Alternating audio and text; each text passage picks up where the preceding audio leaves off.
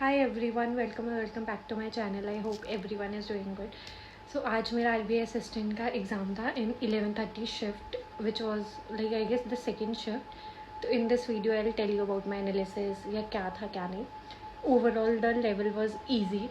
मैंने 2023 में भी एग्ज़ाम दिया था एंड अगर मैं कंपेयर करूँ तो एक सेक्शन को छोड़ के बाकी section was easy. English was a game changer this time. मुझे लगता है जो बच्चे लड़के के या जो भी होगा वो इंग्लिश की वजह से ही होगा, क्योंकि English was one of the trickiest जो मुझे लगा। कुछ क्वेश्चंस तो specially I tell you each and everything. मैंने हाथों पे लिखा है, यहाँ पे मैं फोटो लगा दूंगी।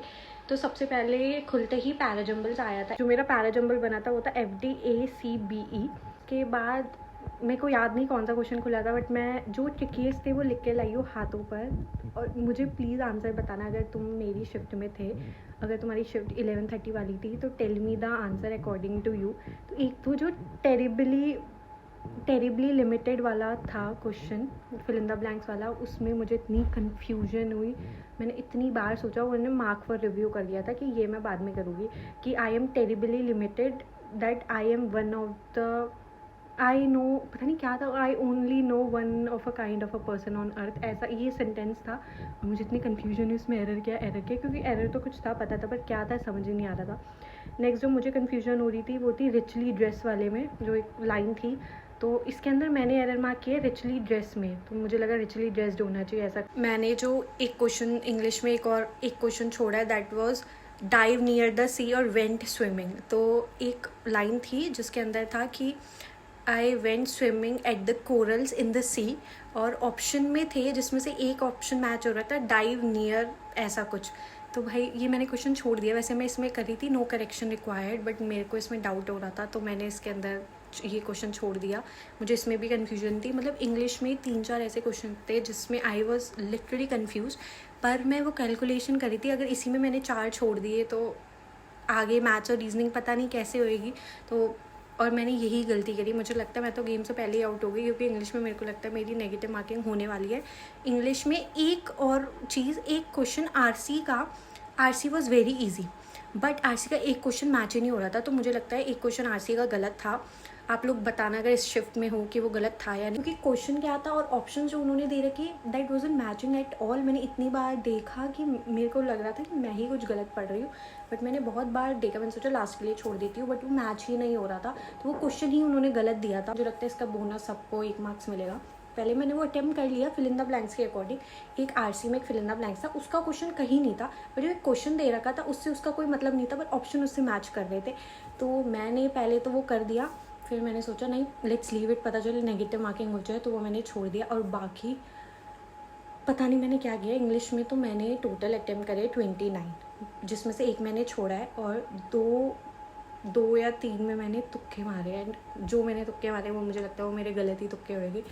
तो मेरे को तो लगता है यही चीज़ मैंने सबसे बड़ी गलती करी है इंग्लिश में। तो अगर मैं अभी मैथ्स रीजनिंग का बताती हूँ, मैथ्स खुला, maths was very easy according to me, it was very very easy. मेरी शिफ्ट में रॉन्ग नंबर सीरीज़ थी और मैं विश करी थी बस मेरी शिफ्ट में रॉन्ग नंबर सीरीज़ ना आए, मिसिंग आ जाए, क्योंकि मुझे लगता है रॉन्ग नंबर सीरीज़ मेरी बहुत वीक है, मेरे से नहीं बनेगी। तो रॉन्ग नंबर सीरीज़ दिखते ही मैं तो एकदम नेक्स्ट क्वेश्चन पे गई। बाकी मैंने करी DI वॉज वेरी इजी, मतलब एकदम नंबर दे रखे है और रेशियो बतानी, ये बताना है वो बताना है। तो मैथ्स में मैं बताऊँगी, अगर तुम्हारी अच्छे से बेसिक प्रैक्टिस है तो तुम कर लोगे। तो मैथ्स में मैंने 35 आउट ऑफ 35 करे हैं। और जब मैं रॉन्ग नंबर सीरीज़ पे लास्ट पे आई थी तो उसके भी डिफरेंसेस साफ पता चल रहे थे। किसी में स्क्वायर्स दे रखा था 256, देन 225 ऐसे कुछ, और मतलब बहुत सिंपल पैटर्न थे। और एक में प्राइम नंबर्स का गैप्स था, वो बहुत पता चल रहा था ईजिली। तो 35 करे मैंने मैथ्स में। तो एंड आ जाते रीजनिंग में बता दूँ, रीजनिंग में एक वर्ड बन रहा था कि वर्ड फॉर्मेशन वाले, उसमें मेरा वर्ड बना था फिश, तो उसका आंसर F था। राइट से 4th बताना था, ठीक है। और रीजनिंग की पजल्स वॉज वेरी इजी और सब कुछ इजी था। और ब्लड रिलेशन मुझे दिखा था, मैंने स्किप किया था क्योंकि ब्लड रिलेशन अटका देता है, बट मैं लास्ट में आई थी। ब्लड रिलेशन भी बहुत ईजी था। तो रीजनिंग और मैथ्स का लेवल ओवरऑल पिछले लास्ट ईयर के लेवल से मिलता था। मतलब लास्ट ईयर 23 में मैथ्स का लेवल इससे थोड़ा सा ऊपर था, इस बार बहुत ईजी था मैथ्स का लेवल, तो जहाँ तक मुझे याद है। और मैथ्स रीजनिंग तो बाकी सही गया। लास्ट ईयर इंग्लिश का लेवल बहुत इजी था, बहुत इजी, मतलब तुम देखते ही तुम कन्फ्यूजन का नाम ही नहीं था लास्ट 23 में जो एग्ज़ाम हुआ था। And I have score 29 in that. तो इस बार तो मेरे को लगता है नहीं 29 तो नहीं आएगी। और तो मुझे यही लगता है कि रीजनिंग और मैथ्स में मेरी फुल एक्यूरेसी है, पर इंग्लिश की वजह से पूरी गेम चेंज होगी। और मुझे लगता है ये चीज़ सबके साथ ही होएगी, क्योंकि जो अच्छे से पढ़ के गया है उसको वो ये चीज़ फेस करेगा। बाकी एक्सेप्शनली गुड बच्चों का भाई हो जाएगा मुझे लगता है। और लेट्स सी व्हाट हैपन्स, क्योंकि इधर कट ऑफ मुझे लगता है हाई जाएगी। 95 प्लस तो जाने ही जाने वाली है। अगर पिछली बार दिल्ली की जनरल की कट ऑफ 95.5 गई थी, तो मुझे लगता है उससे तो ज़्यादा ही जाएगी, क्योंकि सब मैथ्स और रीजनिंग में फुल ही करके आए होंगे। वो इतना लेवल डाउन था। तो इंग्लिश में जो वो क्वेश्चन सही करके आया होगा, क्योंकि इन्होंने 3-4 क्वेश्चन बहुत कंफ्यूजिंग दिए थे इंग्लिश के, जो कि 2 ऑप्शन मैच हो रहे थे। तो मुझे तो ये लगता है, मैं वही सोच के लग रही हूँ, मैथ मेरा तो नहीं होगा इसमें। और बाकी और कोई नहीं, जो ये पढ़ाई आगे किसी एग्ज़ाम में काम आ जाएगी। बाकी I hope for the best. आप लोग प्लीज़ बताना किसी का आंसर अगर आपको इनमें से मैच हो रहा है, पता है, और कुछ पूछना है तो वो भी पूछ लेना। अभी मैं 2-3 दिन तो I am gonna take a break, कि चलो ठीक है अभी ब्रेक लेना, कब से पढ़ रही थी। इसके बाद आई कंटिन्यू माई स्टडी। अभी और इंश्योरेंस के एग्ज़ाम भी आएगी, LIC की भी, और इसका जो भी रिज़ल्ट आएगा मेंस का तो पढ़ना ही है। तो अभी मैं 2 दिन का गैप लूँगी, Saturday Sunday, and then I start studying again.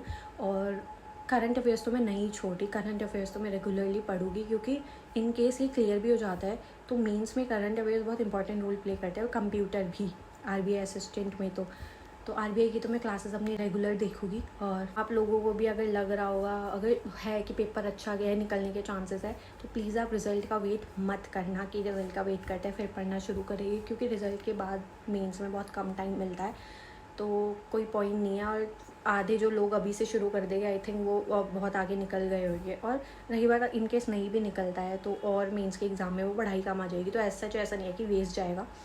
मुझे ना RBI असिस्टेंट का ही प्रीलिम्स है जिससे बहुत डर लगता है। मुझे बाकी किसी प्रीलिम्स से डर नहीं लगता। मेरे को होता है कि मैं प्रीलिम्स हो जाएगा, इतनी प्रैक्टिस है, और निकल भी जाते हैं। But RBI assistant is something like, ऐसा मैं सोचती हूँ निकलेगा भी या नहीं निकलेगा, तो वेरी मच डाउट। तो देखते हैं। ऑल्सो अगर आपको करंट अफेयर्स का सोर्स चाहिए कि कहाँ से आप करंट अफेयर्स पढ़ सकते हो, there is this one website unmastered.in। ये काफ़ी अच्छी वेबसाइट है। आप RBI असिस्टेंट के लिए स्पेशली मेंस यहाँ से पढ़ सकते हो। इन्होंने स्पेशली RBI की न्यूज़ अलग से दे रखी है, और इस एग्ज़ाम में RBI असिस्टेंट के मेंस के एग्ज़ाम में मेनली वो RBI की न्यूज़ भी बहुत अच्छे से पूछेंगे।